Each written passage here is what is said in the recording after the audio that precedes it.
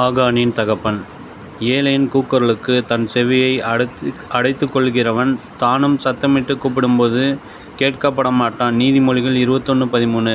ஒரு போதகர் தன் சபையாரிடம், ஆகானின் தகப்பன் பெயர் என்ன தெரியுமா என்று கேட்டார். யாருக்கும் தெரியவில்லை. ஆகான் என்பவன் சாபத்தீட்டான எரிகோ பட்டணத்திலிருந்து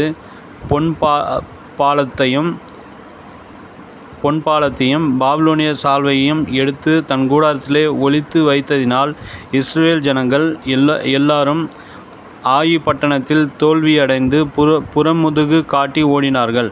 முடிவில் அந்த தோல்விக்கு காரணம் ஆகான் என்பது தெரிந்ததும் அவனும் அவனுடைய குடும்பத்தாரும் கொல்லப்பட்டார்கள். அவனுடைய தகப்பன் பெயர் கர்மி என்று வேதம் சொல்லுகிறது என்று அந்த போதகர் விளக்கினார். கர்மி என்ற தமிழ் சொல்லுக்கு கஞ்சன், பிசினித்தனம் பண்ணுகிறவன், சுயநலக்காரன் என்றெல்லாம் அர்த்தமாகும்.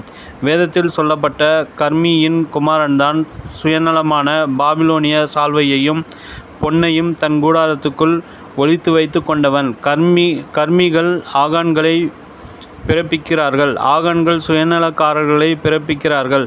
முடிவில் இவர்கள் தோல்வியை பிறப்பிக்கிறார்கள். இதனால் ஜீவ ஜனங்கள் கஷ்டப்பட்டு யுத்தத்தில் தோல்வியடைந்தார்கள்.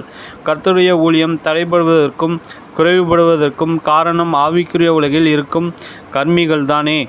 கர்த்தருடைய ஊழியத்திற்கு சேர வேண்டிய தசமபாகத்தை வஞ்சிக்கும் கர்மிகள், சுவிசேஷ பணியை தடை செய்யும் கர்மிகள். இவர்கள் கர்த்தருக்கு சேர வேண்டிய காணிக்கையையும் தசமபாகத்தையும் கொடுக்காமல் சேர்த்து வைத்து கடைசியில் வியாதியையும் வறுமையையும் தாக்கி வேறு விதத்தில் பணத்தை இழப்பார்கள். வாணியனுக்கு கொடுக்காதவன் வைத்தியனுக்கு கொடுப்பான் என்பதும், ஈயார் தேட்டை தீயார் கொள்வர் என்பதும் பழமொழிகள். ஜார்ஜ் முல்லருடைய வாழ்க்கையிலே பெரும் வெற்றி இருந்தது. அவர் பெரிய செல்வந்தராக இருந்ததில்லை. ஆயினும் கர்த்தருக்கு கொடுக்கும் பெரிய உள்ளம் அவருக்கு இருந்தது. இதன் காரணமாக அவர் கேட்க கேட்க கர்த்தருக்கு அவருக்கு நிறைவாய் கொடுத்து கொண்டே இருந்தார். 1000 அனாதை குழந்தைகளை வளர்த்து ஆளாக்கி அவர் சிறந்த நன்கொடையாளர் ஆனார். பல கிறிஸ்துவ நிறுவனங்களுக்கு அவர் தியாகமான நன்கொடைகளை கொடுத்தார். இதனால் செல்வமானது 1000 மடங்காய் அவருக்கு திரும்ப வந்தது. கடைசி வரை கர்த்தர் எந்த குறைவில்லாமல் அவரை அற்புதமாய் வழிநடத்தினார். வேதம் சொல்லுகிறது, கொடுங்கள் அப்பொழுது உங்களுக்கு கொடுக்கப்படும்.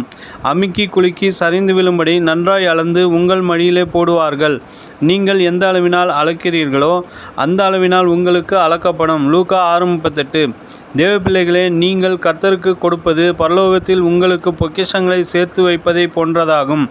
அது பத்திரமானது. திருடர்களால் அதை திருட முடியாது. பூச்சிகளினால் அதை அரிக்கவும் முடியாது. நினைவிற்கு,